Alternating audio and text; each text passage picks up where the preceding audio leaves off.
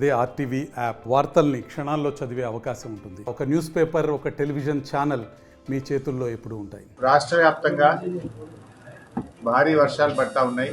ఇంకా మరో 48 గంటలు కూడా రాష్ట్ర వ్యాప్తంగా తీవ్ర వర్షాలు ఉంటాయని, వాయుగుండం కూడా వచ్చిందని మరి వాతావరణ శాఖ కూడా తెలుపుతున్నది. ఈ నేపథ్యం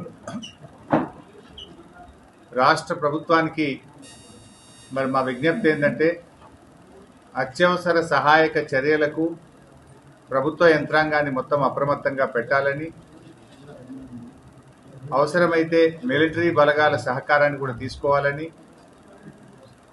కొన్ని ప్రత్యేక హెలికాప్టర్లను కూడా ఏర్పాటు చేసుకొని వరదల్లో చిక్కుకున్న వారిని కాపాడడానికి ప్రభుత్వం అన్ని రకాలుగా సిద్ధంగా ఉండాలని చెప్పి కోరుతా ఉన్నాం.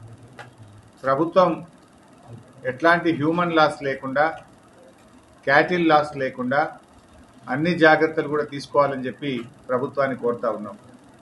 ముఖ్యంగా బీఆర్ఎస్ పార్టీ ప్రజాప్రతినిధులు, బీఆర్ఎస్ పార్టీ నాయకులు, బీఆర్ఎస్ పార్టీ శ్రేణులందరికీ కూడా పార్టీ తరఫున విజ్ఞప్తి ఏంటంటే, ఎక్కడ ప్రజలకు ఇబ్బంది ఉన్నా మీరందరూ కూడా సహాయక చర్యల్లో పాల్గొనాలని, ప్రజలకు రక్షణగా నిలవాలని, ఎక్కడైనా ప్రజలకు ఇబ్బందులుంటే బీఆర్ఎస్ కార్యకర్తలు పూర్తి స్థాయిలో వారికి సహకరిస్తూ అన్ని రకాల సహాయ సహకారాలు అందించాలని బీఆర్ఎస్ పార్టీ తరఫున పార్టీ శ్రేణులందరికీ కూడా విజ్ఞప్తి చేస్తూ ఉన్నాం. మరి అదేవిధంగా ప్రభుత్వం కూడా ముందస్తు చర్యలు తీసుకోవాలి. ఎక్కడ చెరువులు తెగిపోకుండా సెలవులన్నీ కూడా రద్దు చేసి ఇరిగేషన్, రెవెన్యూ శాఖ అధికారులను ఆయా జిల్లాల్లో, ఆయా మండలాల్లో వాళ్ళను మరి అప్రమత్తంగా ఉండే విధంగా ప్రభుత్వం అన్ని ఆదేశాలు కూడా ఇవ్వాలి. ఎందుకంటే ఇది వరుసగా గత 2 రోజుల నుంచి వర్షాలు పడతా ఉన్నాయి. ఇంకో 2 రోజులు కూడా వర్షాలు పడతాయి అంటున్నారు.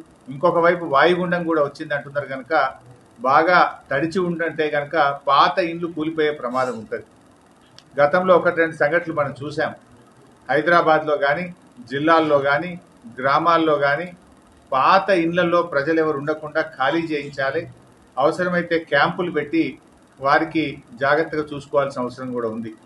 ఎందుకంటే వర్షానికి బాగా నాని 2-3 రోజులు నానినప్పుడు ఆ పాత ఇంటి గోడలు కూలిపోవడం, పైకప్పులు కూలిపోవడం చాలా సందర్భాల్లో కూడా మనం చూసాం.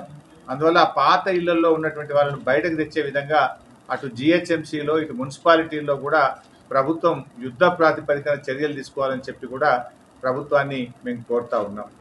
మరి ఎక్కడికక్కడ కలెక్టర్లు, రెవెన్యూ అధికారులు, వ్యవసాయ శాఖ అధికారులు కూడా పూర్తిగా అప్రమత్తంగా ఉండాలి.